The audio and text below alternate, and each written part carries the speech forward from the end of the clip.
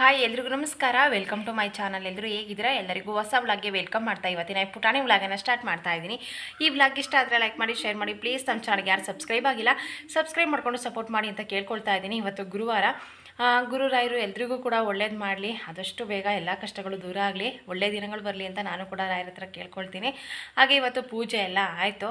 ಹಾಗೆ 7 ವಾರಗಳ ವ್ರತನ ಮಾಡ್ತೀನಿ ಅಂತ ಹೇಳಿದ್ದೆ. ಅದರಲ್ಲಿ ಇದು ಫಸ್ಟ್ನೇ ವಾರ. ಯಾವ ರೀತಿಯಾಗಿ ಪೂಜೆ ಎಲ್ಲ ಮಾಡಿದೆ ಅಂತ ಅದನ್ನೇ ಒಂದು ಸಪ್ರೇಟ್ ವಿಡಿಯೋ ಮಾಡಿ ಹಾಕ್ತೀನಿ. ಹಾಗಾಗಿ ಈ ವ್ಲಾಗಲ್ಲಿ ಪೂರ್ತಿಯನ್ನು ತೋರಿಸೋದಿಲ್ಲ, ಸ್ವಲ್ಪ ಪೂಜೆ ಯಾವ ರೀತಿಯಾಗಿ ಆಯಿತು ಅಂತ ತೋರಿಸ್ತೀನಿ ಅಷ್ಟೇ. ಇವತ್ತು ಸ್ವಲ್ಪ ಬೇಗನೆ ಎದ್ದು ಪೂಜೆ ಎಲ್ಲ ಆಗಿರೋದಕ್ಕೆ ಇನ್ನೂ ಟೈಮ್ ಆಗಿಲ್ಲ. ತಿಂಡಿ ಮಾಡಬೇಕೀಗ. ತಿಂಡಿ ನಾನಿವತ್ತು ರೊಟ್ಟಿ ಮಾಡಿ ಬೀನ್ಸ್ ಮತ್ತು ಹೆಸರು ಕಾಳು ಪಲ್ಯ ಮಾಡೋಣ ಅಂತ ಅಂದ್ಕೊಂಡಿದ್ದೀನಿ. ಹಾಗೆ ತಿಂಡಿ ಮಾಡ್ತೀನಿ. ಪೂಜೆ ಯಾವ ರೀತಿಯಾಗಿ ಮಾಡಿದೆ ಅಂತ ಇವಾಗ ತೋರಿಸ್ತೀನಿ. ಈ ವ್ಲಾಗ್ ಇಷ್ಟ ಆದರೆ ಪ್ಲೀಸ್ ಲೈಕ್ ಮಾಡಿ.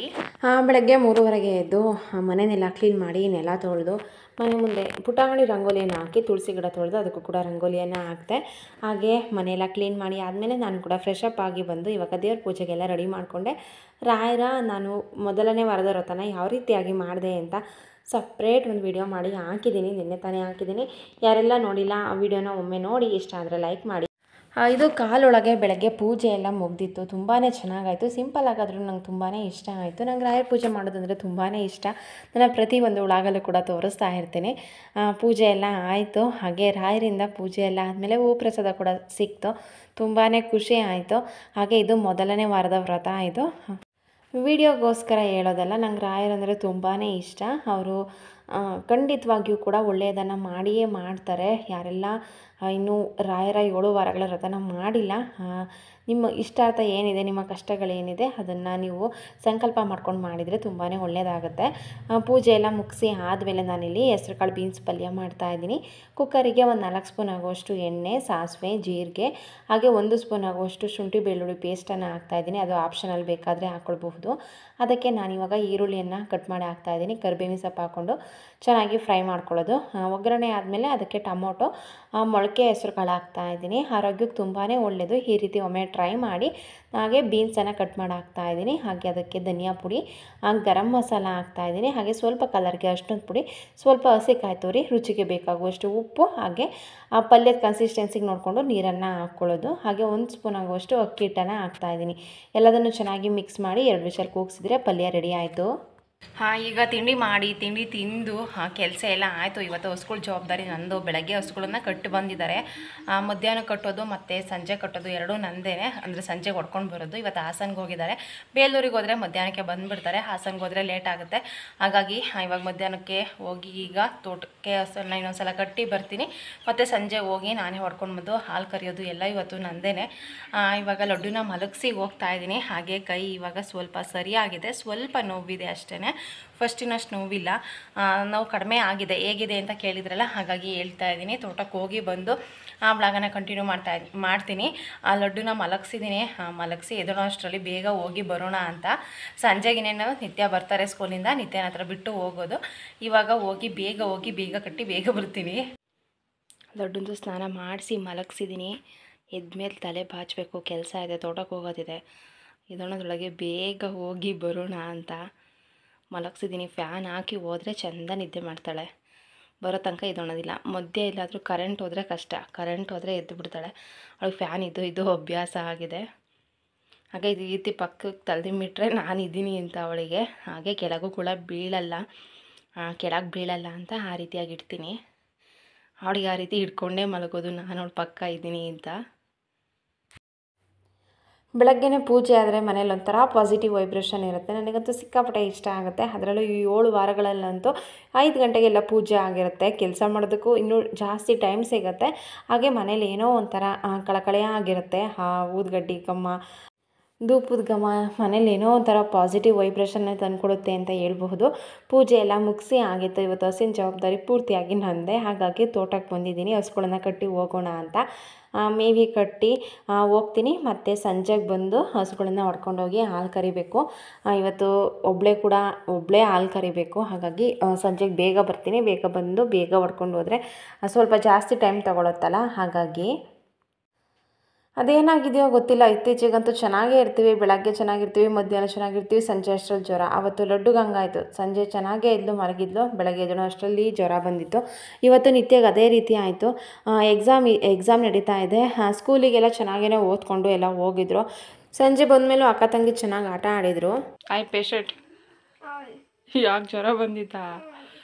ಸ್ಕೂಲಿಗೆ ಹೋದಾಗ ಚೆನ್ನಾಗೇ ಇದ್ದರು, ಮಧ್ಯಾಹ್ನ ಬಂದಾಗಲೂ ಸಂಜೆ ಬಂದಾಗಲೂ ಚೆನ್ನಾಗಿದ್ದು, ಆಟ ಆಡಿ ಸಂಜೆ 6 ಗಂಟೆಲಿ ಚಳಿ ಆಗ್ತಾಯಿದೆ ಅಂತ ಮಲ್ಕೊಂಡು 7 ಗಂಟೆ ಅಷ್ಟರಲ್ಲಿ ಫುಲ್ ಜ್ವರ.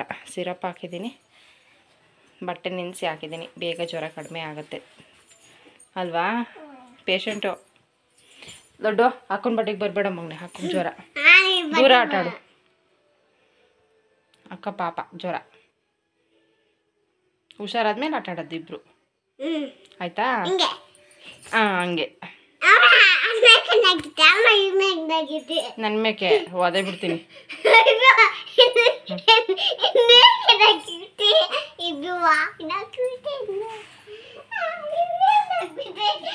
ಕೆಳಗೆ ಬೀಳ್ತಿ ಈಗ.